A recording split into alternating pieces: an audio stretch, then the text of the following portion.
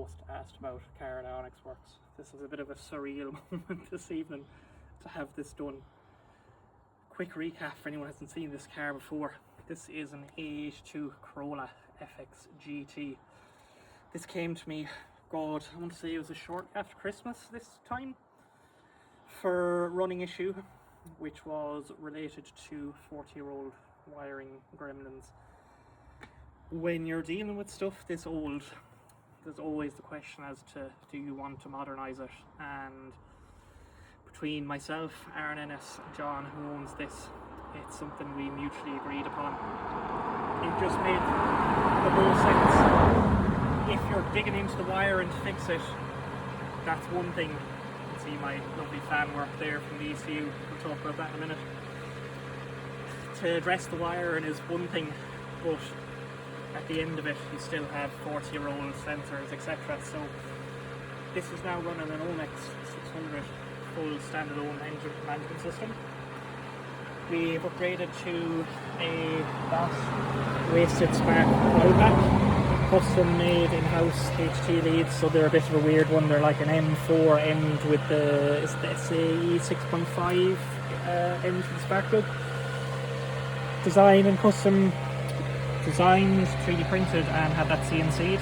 So that's a bracket to mount the new coil pack. External map sensor, the same as before, it was over here, that's now a new Bosch unit. Cold start injector, all that shit is gone. Distributor is gone, so that was the same thing, designed, 3D printed, and had a CNC blanket plate put in. 36-1 triggering system. So this previously had no crank trigger, it was cam and crank signal, if you want to call it that, through the dizzy. So that's now on a 36-1. Two to the wheel from Flo's, really nice bit of kit that, and it has an MVR sensor on it.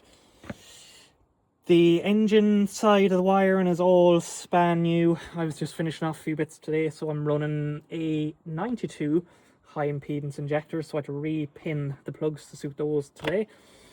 And what do I say, body loom side of it, the whole original system was kind of amalgamated as one, and I needed to retain some of the body loom side of it, so that was a 2-day affair, trying to figure out excuse me, what I need to keep and what could go in the bin. That's all simplified, and as I was saying with my fan, that used to all be done on thermal switches through relays in this original fuse box. Fine for the time, things have moved on, so I have done all that through the ECU now.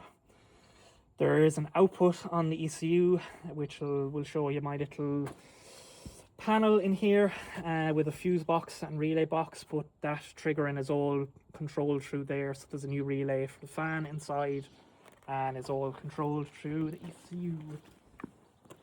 So there was limited spaces for this, and I've seen a few guys do this on motorsport, and I thought, you know what, I had this idea in my head of how this would work and it came out way better.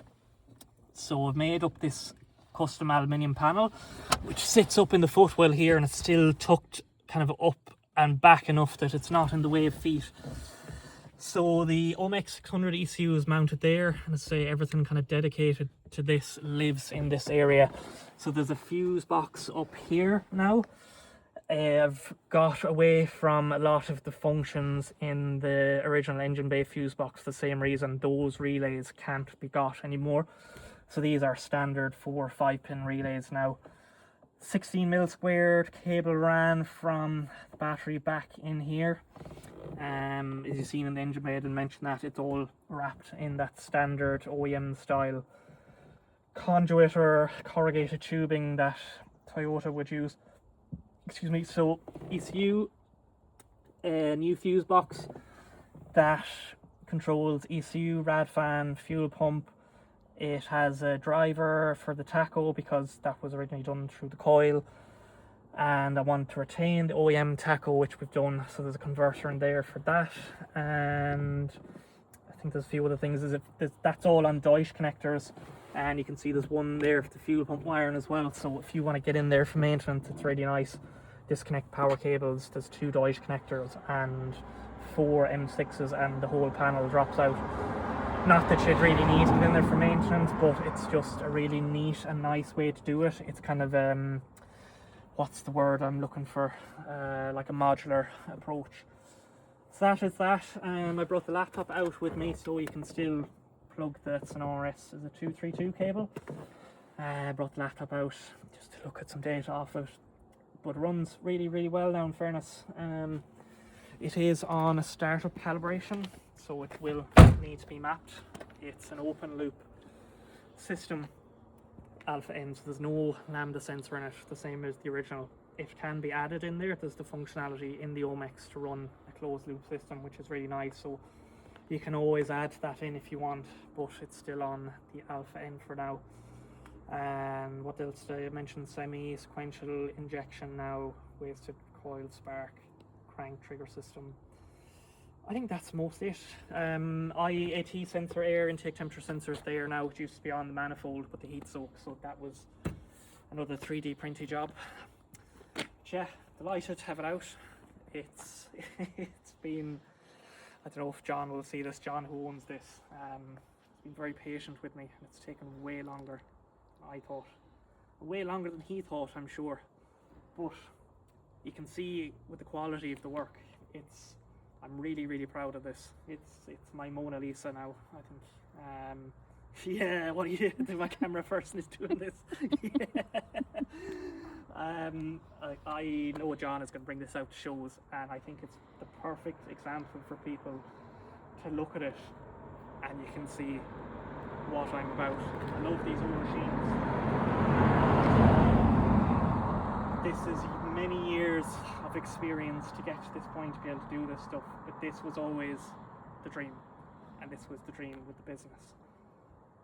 I absolutely want to steer the business in this direction. These are my this is, as an engineer, this is my favorite. It's the old machines, the nostalgia of it. It's taken, how do I want to phrase this? Something that shouldn't exist and making it work is kind of what I love, like the originality of them and everything, low mileage examples it shows. That's great to see, but I love this kind of stuff. Tells a story, and with these old Toyotas, the people who own them are incredible. John is no exception to that. This is only going to get better. This is what I love about them so much, and the people that own them.